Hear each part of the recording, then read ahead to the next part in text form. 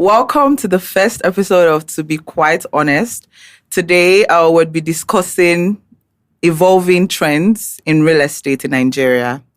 And today we have with us two special guests. Very special. We have Mr. Olumoroti Delano.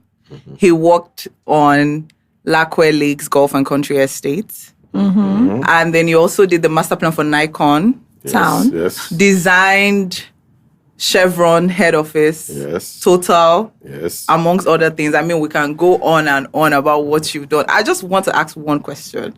How long have you been into real estate? I've been in architecture now since 1980. When were you born now? Don't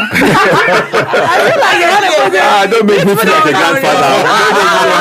We have to put it in context because I don't think my mom was born there. You know what? 1980? Yes. Wow, that's a long time. Stop, it's not that long. It's not that long. It's not? It's not I mean, you know, to be fair, the days are short, the years are long. You look back and, oh my God, it's 40 years? No, but Mr. Roti, it's so nice to have you. Thank you for gracing us with your presence. Thank you. Also with us, we have Ademuson. He's the lead architect at Seventh Space. Seven Space. It's a boutique architectural firm. Yes. And, it's more or less, it's emerging, up and coming.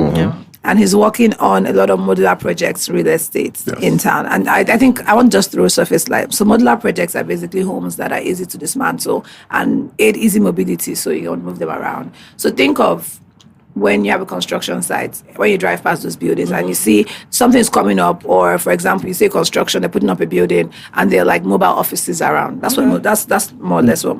That is probably the entry level to That's what we're trying to achieve. Okay, that's fine. But I think that's one of the methods of what we're trying to achieve. I think what we do predominantly is we're trying to productize housing. So basically break housing down into the little parts and be able to develop it or assemble it off-site such that we're able to assemble them quickly for, need-based requirements. So when you say that, I ask because I'm assuming we build houses with concrete here. Yeah, I was going to say, I'm pretty sure we're not using the normal building materials that we would use for those type of houses, right? So we're not using the normal building materials. By normal building materials, it's a little, strange. By what we have here, we're not using brick and mortar. We're not using concrete. What we're using is, an adaptation of steel and then using, gypsum boards, claddings, and other types of What is that? What are elements of weather going to do? How do that relate? How they're going to relate, right? Well, I think first of all, the principle of architecture requires that you think about all these things. Okay. So you're first of all thinking about the user experience before you even start designing, right? So part of the considerations are our weather consideration. Second considerations would be, the user interface and how the people use the space. Okay. Requirements of the space, and then also designing for need. So this is great. I'm just going to stop you there because, you said something about user experience, how we use the space. Yeah. And I think Mr. Delano is really important. I want both of you to talk about this a bit before we really get into it. Yeah. I've noticed the change. I know we're talking about evolving trends, but I want to just segue very quickly into how the houses that I saw growing up were and how they look now. There's such a huge shift. I remember growing up and the homes, they used to be 7 rooms, right? They were maybe 4. Were they? I'm telling you, they were 4, 5. Max 5. And then maybe 4 flats in Even one the house. roofs, And they have compound space. So you could literally come out to play. You would know your neighbors. But now, most of those houses look like zoos. Literally, it's just stacks and stacks and stacks and stacks and stacks. I mean, I guess that's... So when you say for need, how do you then reconcile the user experience in a home that is built? So, for example, someone has 3 kids, but they're living in a high-rise that has maybe 40 floors, 30 floors. Or no, let's say ground plus 9, for example. How do we build, why have we moved away from just 4 flats in a compound with ample space, with trees in your compound, Is it a lifestyle change or is it necessity demanded based on we run out of land in Lagos or just what's the reason? So I'd like to tell you. Yes. It's just what you said. Yes, Land. In Lagos. Land, we are running, not that we're running out of land, not that we are running out, but people tend to want to maximize the value from that piece of land that they have. Okay. And again, because the infrastructure... So sorry, sir. So instead of giving to one family, they could give it to... 20. to 20 families? Not necessarily. See, most of the developments you see have to be guided by the building regulations. Okay. And the building regulations change from time to time. Okay. So in some areas where it's been just one family unit, or even take this Lekki, for example. When Lekki started years ago, it was more of a residential area. Yeah. And the plots were more of just 2 family units per plot. Yeah. Over time, Lagos State again reviewed the master plan, changed the zoning, increased the density. And then people will come and say, oh, wow, since I can now put 4 units here. Yeah. And people are also thinking of income for later years. Okay. So in doing that, rather than now just have 2 units with the state originally permitted, now that the state has permitted 4 units, people tend to do that in. Okay. Now there's also a shift of people, the young people from the island, from the mainland to the island, because the businesses are more on the island than the mainland. So people now tend to try and build more units that the law will permit on that plot of land. And that's why you will see places are changing. The density is changing. And it's like it's a response. Exactly. It's a response to the demand. Exactly. Yes, sir. Just to add to what you're saying, I think just observing what has happened also, I think I started my journey trying to solve my problems for myself. Would you tell us that problem? Exactly, that's what I'm going to say. I'm going straight into Which way? And one of the problems was housing. As a young person, you come back, you find that you can't really, afford what is on offer, especially where you grew up. Sorry, afford where? Are you like... That's what he's talking about. I said where you grew up. Especially where you grew up. Where did you grow up? I grew up on the island. Okay. Predominantly on the island, right? Okay, and we're so, going to come back to that you go and then you come topic. back and you realize that you can't cannot afford this. Okay. one, because earning capacity has changed. 2, also because the population of Lagos has also increased. People are coming from outside Lagos. People are moving to where the center of business is. But I would also say that for conventional architecture, where, people are, especially like my senior colleague, is, trying to solve the problems basically following Lagos State. What we are trying to do, because we're realizing that the younger people cannot afford, there's no earning capacity for them to be able to afford what I think is on general offer. We're looking for ways to solve that problem. One of the ways we solve that problem is, rather than purchasing land, for example, we encourage, as a business, we lease land for 10 or 15 years. 10 or 15 years, for example. We have modular units that can move. So our lease allows us to be on that land for a time frame, while the people who want to live generate enough capital to eventually build or live in the regular buildings. So it's pretty much like a transition. Exactly. Right? So we build starter homes. Exactly. More or less. That's fine. Exactly. Okay. I mean, Lagos State generally doesn't have starter homes per se. What we have are homes maybe on the mainland, and then you eventually save up and work your way to the island. Towards the island. But the people on the mainland, is there hope for the mainland? Because everybody wants to be on the island. But there are people that will never leave the mainland. It's growing. When you go to Ikeja, GRA Ikeja, it's now being repopulated. It's really changing. It's changing. A lot more of apartments are coming up there. And which is more people, more density. But the thing we don't have yet is housing mobility. You maybe as a single, you may move to a bigger apartment of 3 bedrooms, but you are there now with all your kids for the next 15 years. Exactly. You are not moving until you build your own eventually. Okay. So housing mobility is still something that is not yet here. People just stay wherever they are until they build their own house. Yeah. Okay. And then when they build their own house, then they move, and in a few years the house is bigger than they need. But I just have a question. Exactly. So when you say build our own, do you think it's a Nigerian mentality thing to just have your own house? Or it's just the peace and comfort that it brings of just having your own house? I think it's a cultural thing. It's a cultural thing. You want to own your own house. You want to have a roof over your head. You want to be the owner. Your house is your palace. You have your dream home.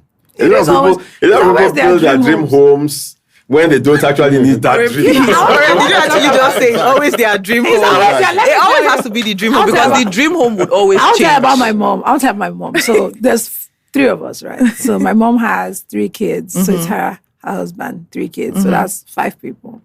My mom worked full time. But when we grew up in Dolphin. So we lived in Dolphin. Dolphin Ikoyi. Dolphin Ikoyi. Okay, nice. But her dream was to build her own mansion. When I say mansion, because I remember the first time she took us to go and see the land, I was like, this is water. There's no land. She's like, don't worry. When we come back in 3 years, when I'm ready to break ground, the developer said to be ready. And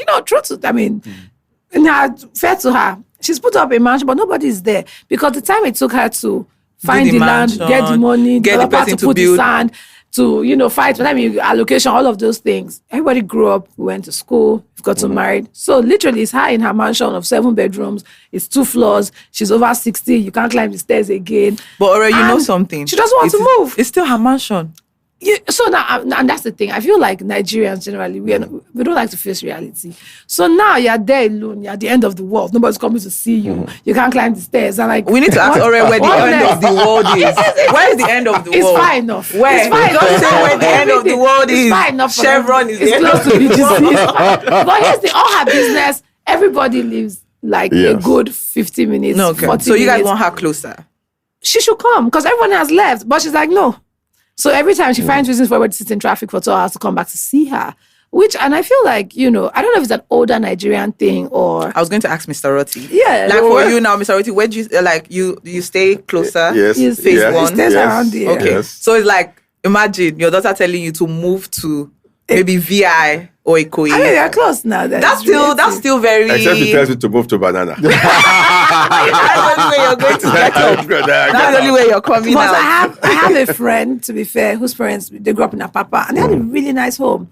And she said by the time she got married... Apapa was a really nice place when we were It's still a really nice place when you take away the traffic and the tankers. Yeah, the tankers. And one day, just because one we used to go to Apapa Amusement Park, and this I'm talking about my 20s, I used to go to Amusement Park and take my nephews, nieces, whatever, and we'll stop by a house. One day, the house flooded. Her dad said, no, everybody pack up, sold it and moved to Ikoyi.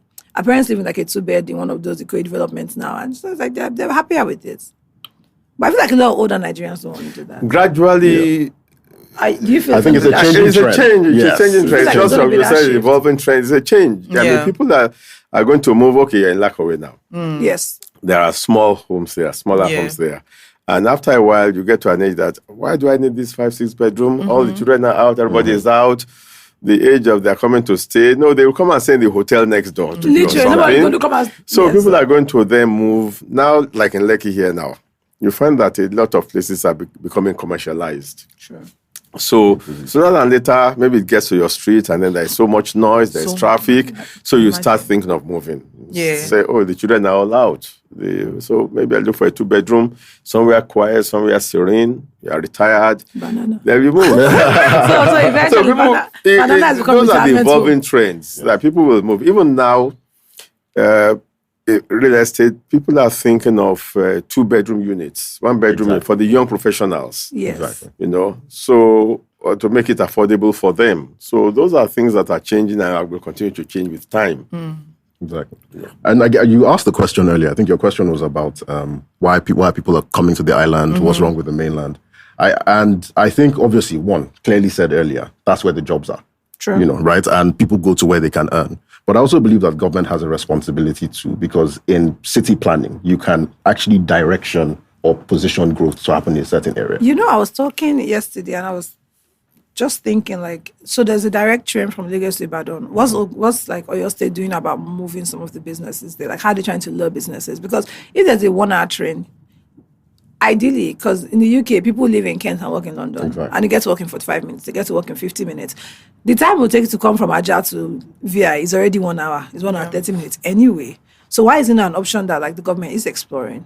So is it like a lack of knowledge or just not a willpower? It's not priority for what do you think the reason is? I think government, it's stage 1 of a longer plan, if you ask me. Right? So for example... He's planned yesterday. He's planned Lagos. These are the people that have built Lagos. So your question is going to happen. Yes. You see, if the trains did not decline to oblivion, We pray. they're coming back. the movement would have been there. People will live on the satellite outside Lagos and come to Lagos. But after the trains all declined to oblivion and then it's now restarting, it's going to take time for people because it's cheaper.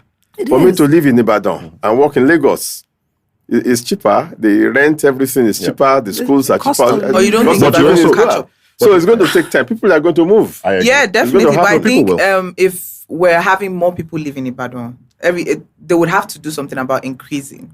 So they will want It's to demand catch and up. supply. Exactly, demand and It's supply. really, we can't do It's anything really about that. Exactly. the And plus, invisible if you hand of say the this, market. right, you gave a simple example. You get from Ibadan to Lagos, but where are you landing in Lagos?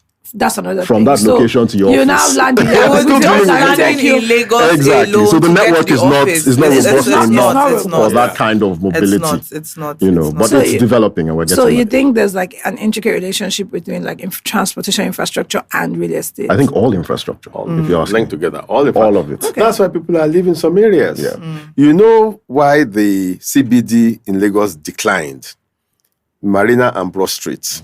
Why? Because that was the real business district from Central Bank up to where you had UTC at Akpogbon. Okay. That's where all the banks were, all the head offices were. The infrastructure started declining.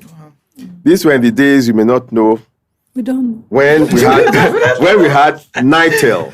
Oh, okay. Then the speaker phones, you have to buy speaker phones because you can't get a tone. So you have to put it on speaker and press to have a tone before you can dial out. And that can take about 5-10 minutes. And then power and traffic. So the shift started to Victoria Island. Okay. It's just a decline of the infrastructure that made the shift to So on Marina Broad Street, you have empty offices, empty buildings that have been empty for years. And that's really what happened. Yeah. And then you had the area boys and everybody, and then hawkers and everything. So it was a real nightmare to walk on Broad Street or Marina. So, and that shift started, and then businesses moved to Victoria Island, where you can then control your infrastructure. Okay, Buy your generator, do your water treatment, do your borehole. So that's the shift. So government has a lot of Responsibility. Infrastructure is very, very key to real estate development. So great that government has, but as individuals, what responsibility do we have regarding like real estate, like where we live, how we live? Minus general, of course, throw your trash away, dispose properly, recycle. What else? What else can we do to like enhance the value of quality of the lives that we live in the current real estate that we have? I don't think my answer has anything to do with real estate. I think it has to do with humanity. I think it's compassion. As human beings, if we're all compassionate for everybody else, I think we will all live better. Just generally, if you cared about your neighbor and the sound that you were producing. But I don't really think Nigerians make it easy for people. Compassion. Where are the To be Nigerians? compassionate. That's where the Nigerians. To necessarily Unfortunately. care for them. What you say about noise, I always talk about generator. I always not generators because there's no lights. No. Forget. Okay, I mean, cool. even forget That's why you generators. said noise, I'm What like, I mean is just generally, right? Even one, starting from the position of the planner. Yeah. If the planner was a compassionate planner, the planner will plan better. If the end user was a compassionate user, the end user would use better. But if you're trying to maximize profit, is there a middle ground in real estate? And this is a good question because we develop at Mixta. And is there like a middle ground where you are being like a compassionate planner? And this is because architects are the ones that actually design. So I'm really that's why I'm bringing it to you. You are the ones that design the buildings. Yeah. So do we straddle a ground where you're trying to maximize profit or return on investment on this land, but at the same time have compassion for the people that are going to eventually reside in these spaces? How do we go about this? I know you did. The first control is the building regulation. Exactly. Okay. We have laws we have to follow. Back to the government. Everybody's like, it's the government. So on the the government. assumption Let's that just leave the the government. developer wants to comply with all the laws and so on. And then the next thing is, what kind of home do you want to build? What kind of house do you want to build? Is it affordable? When I say affordable, you are not, because, people have various terms. Luxurious. Yeah. What do you mean it's luxurious? What do you mean it's luxurious? Somebody was explaining to me, because we did some apartment blocks. I'm talking about luxury. I said, what is luxurious? Oh, the toilet has to be this big. This has to be that big. At the end of the day, it's cost that's going to determine everything. So we give you all these big rooms and big spaces. When you get the costs, then we now start to do value engineering. Exactly. That's what you start coming down to reality.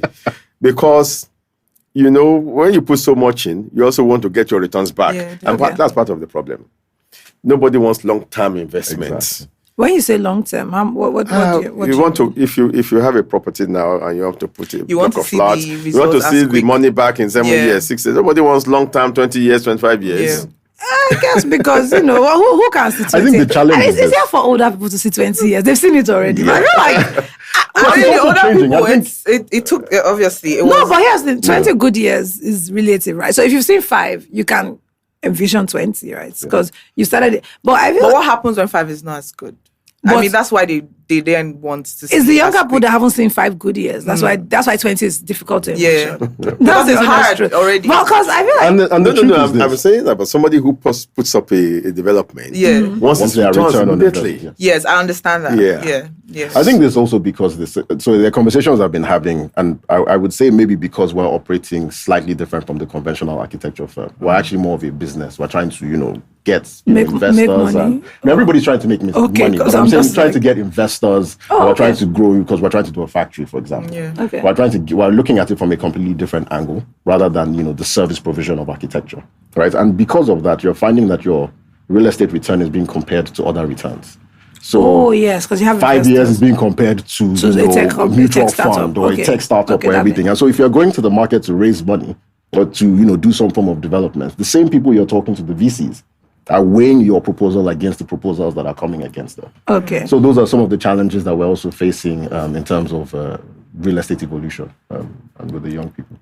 Because what I'm hearing now is that you are not looking to plow back profit, you're looking to raise money. Everybody, no. So by raising money, what I mean is this: one, every real estate development raises money.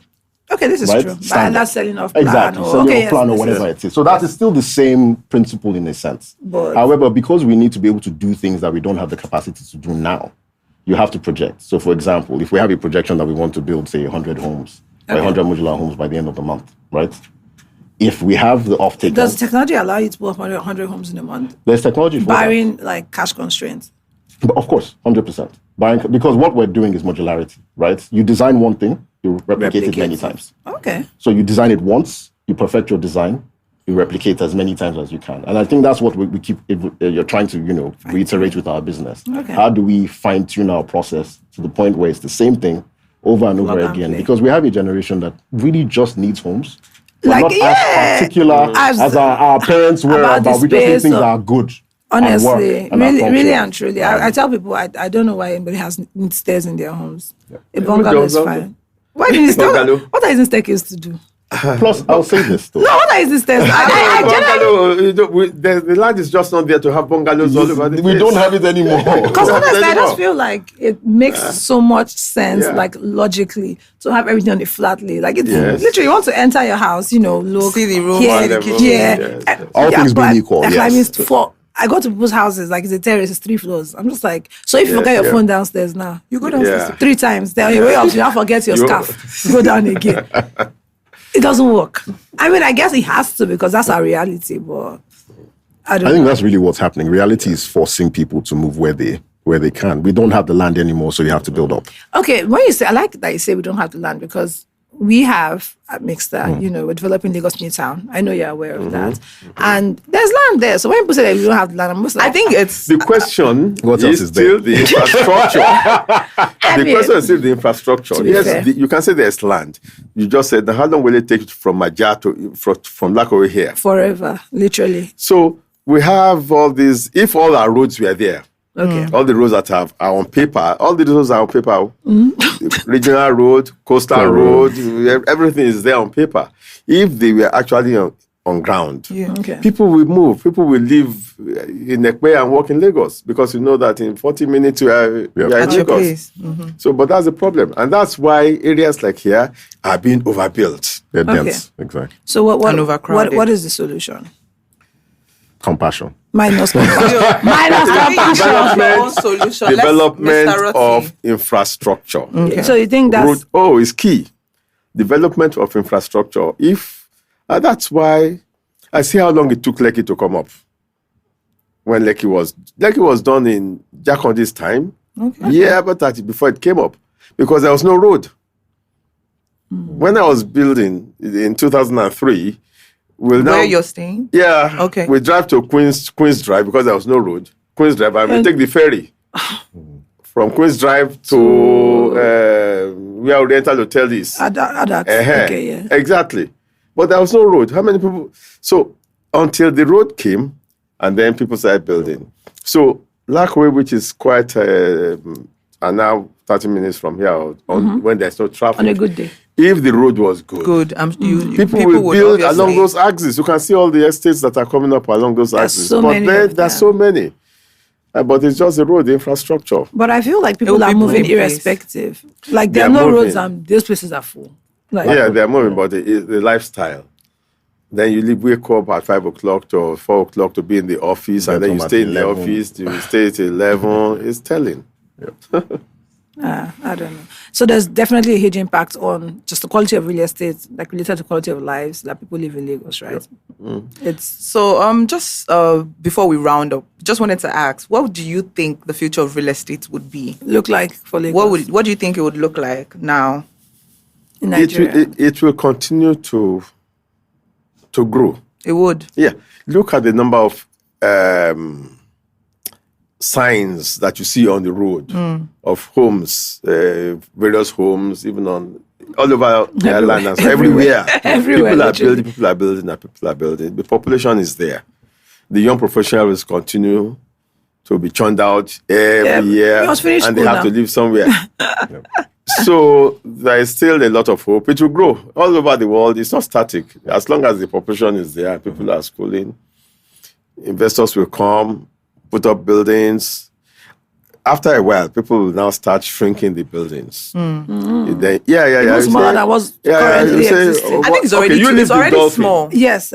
Dolphin is, for me, is a good example of if we had continued that modular building at that time. A unit of Dolphin is 150 square meters up and down. A standard Dolphin unit, which is 4 bedrooms, because it's 11 by 7. Yeah. It's 11 meters by 7 meters on 300 square meters. Yes. So, and that's kind of thing that we ought to be building with your own technology now. Maybe we'll be able to build more, because that's the real precast concrete that was built by HFP in those days.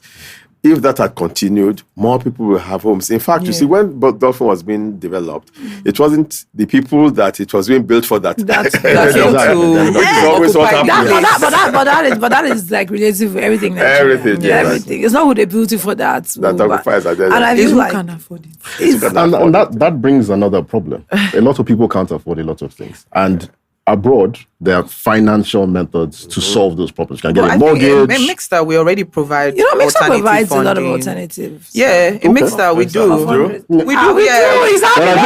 You need to be louder about it. You don't know. We don't know. Let me tell you, we actually have mortgage. You have. We do mortgage. We do mortgage. I worked in the mortgage department. At what percent? At what percent? It's the 6%. It's PMI. So literally, it's NHF as long as your company contributes to and NHF then you contribute and you do contribute. You can buy a house. Okay. It's just that, like I said, everything's tied to the government, and the maximum you can get from mortgage is 15 million. But we do affordable house. 15 million. That won't get you to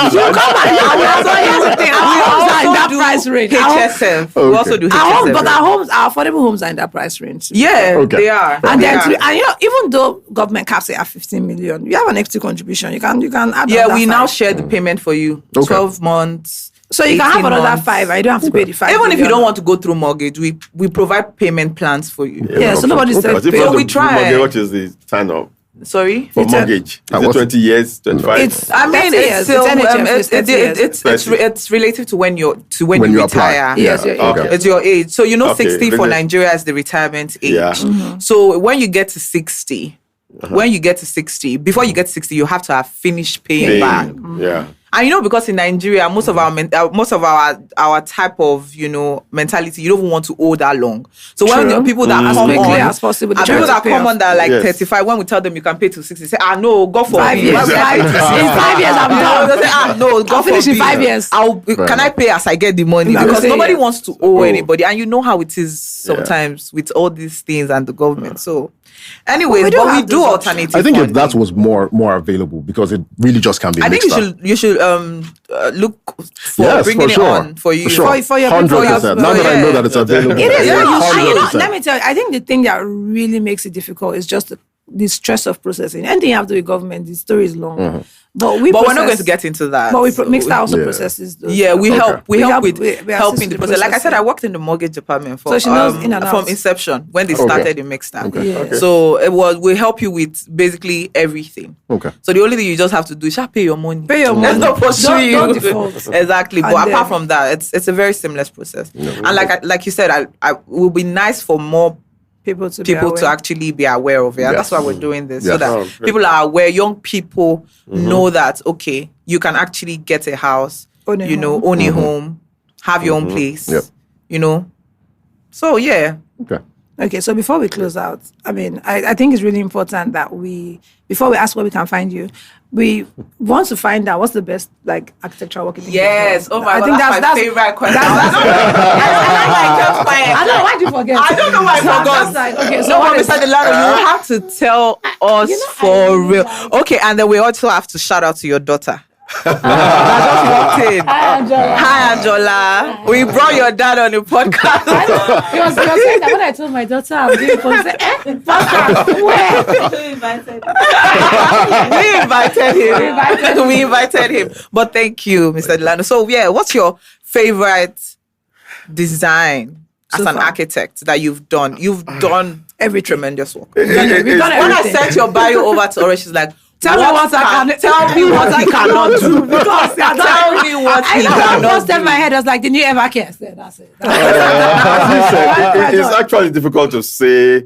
You see, for me, what I will say is my best is when the client is satisfied and happy. I will tell you Alakwe we're happy. Very happy. I'll tell you for free because anybody that goes Everyone that goes, their mind. I mean, the first time I went to Lakwe, I had not started working in Mixta. But I went there and then the minute I posted it up, people were like, are you in Nigeria? I'm like, no, me, I'm in South Africa. every time I go and I post, place. Everyone's like, where's this? I really need to know the thought process that went into that. Well, we did it with the South Africans, the Gulf Estate. We visited a couple of Gulf Estates in South Africa then, before we came up with what you have there now. But it's definitely and amazing. then we also worked with another firm in South Africa. There's another extra firm who have also done Gulf Estates. Amazing. So, but to your question, the building I like now, because people talk about it, you will be surprised at the Casino Apartments. There's a block of flats opposite Row Park. Yeah, but oh my God, which is where Casino Cinema. The facade. The facade. The facade. Why do we not have a particular architectural style in Nigeria? What's the reason? What's the no? Because you got some. You have to do architecture. Because it's a tough question to answer. It's very tough. But I think this. Are you people just bending your backs to whatever come out? Or what? Is it was raining? I think it's if this would sell, let's do it. Or the owner said that they want. Or what do you think? I think yes, one. There's external influence, right? So we have not, as a country, we didn't exactly get the chance to develop our own style because we're colonized. If you ask me, as far as I'm concerned, there was a lot of external influence in our architecture. Okay, right, and then as we evolved in our own architecture, we started getting clients who had seen things abroad, who wanted it, and so you have two types of architects, in my own opinion: those who are true to themselves and those who are just trying to make money from an architect. So you get some people who are telling you, bring that house from the UK and put it here. They're not talking about climate. They're not thinking about the window positioning, temperature control, climate control. And so we end up having a mishmash of American, Portuguese, everybody. And so, but we have a trend, and this is something I'm noticing. There's a crop of new architects who are actually trying to create what I think is our own style. Right? Taking it back to maybe adaptations of mud huts and looking for how we can use some of those materials in a more modern way. On our buildings. But I think it's external and public influence. Mr. Delano? External public influence, limitations, materials that are available is key. Okay. Even the size of land is key. Okay. So all those are the influences that you have. I think the key thing is to look at, even when you're talking about cross-ventilation and natural light and so on, there are limitations in that now. You're having townhouses. Nobody has natural light. It is one of the things that a good architect will have to look at. What, natural light? Natural light problem in the You have to solve that problem of natural light. You may not solve ventilation because when I say ventilation, cross-ventilation, because you have townhouses and so on. just together. But you must endeavor to have natural light in any home. And it's one of the key things that I look for when I'm looking at designs or designing, that there must be natural light in every room as much as possible. The other, as I said, are external influences. And I think where we can develop a style will be more in the residentials. If it is an office building, it's an office building. No, I mean, there's not much you can do about it. It's window and staircase. Yes, and there's the services. Service backstairs. You know, somebody was talking to me sometimes, why can't we have natural ventilation in office buildings? I said, by the time you go by the 5th floor, you open your windows, all the paper will be cleaned and everything and heat. So, but when it comes to residences, homes, then you try and make sure that you satisfy all those basic parameters, ventilation, light, even movements in the home, the kitchens here is sited and so on. So those are the things that happen. But now we have what we call international style. Some people will say, oh, but the Japanese, when you see the Japanese, they have this style. But that was in those days. I wish you had the styles. Yes. Yeah. When you go to the Oyo Empire, Ibadan, exactly. You will see it. Yes. But as years roll on, things change and evolve. Yeah. I hope they come. I hope we're able to develop a style, because it'll be nice for like in 10, 15, 30 years, people come to Nigeria and say, oh, we've seen the houses, they have particular style, they look this way. I think we just need to create African solutions for African problems. We need to solve our problems first. We would. I think eventually we would. But anyways, thank you so much, Mr. Delano. We didn't ask him his best design. He didn't get back to I was so happy to escape. I was so happy to escape this question because it's very, first of all, difficult to.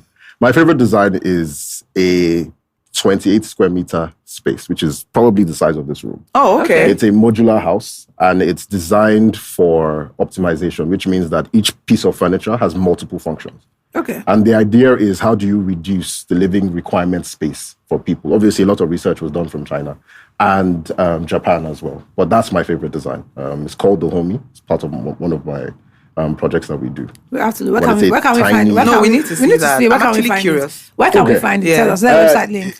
It's in Lekki, phase 1. I have a prototype in Lekki, phase 1, yes. Where? I do. That's why it's shiny. I'm like, It's not too far away. Okay. Tell us the address that you're shy. Yes. We need to make sure that it's presentable first. Fine. Oh, it's not finished. It's a prototype. So I have it as a prototype. Okay, nice. That's very Thank interesting. you. The first time I entered Nikon, I went with a friend. Yes. We went for a friend's party. Yeah. And then I entered, I was like, no. This is Not Lagos. Lagos. No. I just like the fact that it's literally no gate. No fence. No fence. It's beautiful. It's beautiful. It really is. No, we have to tell you thank you. Because But you see what you're saying? You've done a tremendous amount That of is good old work. Surulere. You've done. Nice. Surulere had no fences. No. That's No amazing. fences in Surulere. No. That's old Surulere was called New Lagos when it was built. No fences at all. Now, wow. And that's how everybody knows everybody, because you walk from your house to the next house to the next house to And the you could next just house. go Can you see everyone? Yeah. You see I think security then was better. Now it's just You have to have it's over. It was the it's war that ridiculous. changed everything. Yeah. I'm sounding too old. He's a young podcast, but we would like to know that. We would like to know that. We need to get into that. We need to bring you back. We'll Mr. bring Delano. you You have back. to take us back to. You know what? You know. Maybe we should bring him back for the other episode, the one about retirement. No, but Mr. Delano, please don't be modest. Don't Don't be modest. I can't At believe least I'm going to go and tell my friends that I interviewed one of the people that did Lakwe and Nikon. Sir, I need to give you a handshake. Carry Creek. Carry Creek, I stayed behind Nikon Tower. You know what I mean? That's amazing. Thank you so much, Mr. Delano, for coming. coming on. Thank you, Mr. Ken. Thank you, Thank guys. you. It was a great, really it was great nice talking to having you guys. It's on. really great. And I hope And we your hope daughter to can see see you. who invited you. She can And then we obviously hope to bring you back sometime. I hope you We will would be come. very I hope happy. you'll be happy. Very happy. And I hope you enjoyed it, Mr. Delano. This is my fourth podcast. History has been made. So when he's talking about the things he has done, you say also came on the, to be quite honest. Yes. You know, it's good yes. to You can put it associate as with part of greatness. your bio, sir. You can put it there. Thank you. Thank so you much. so Please enjoy much. the rest Thank of your you. day. To our listeners, thank you all for joining us. Please enjoy the rest of your day.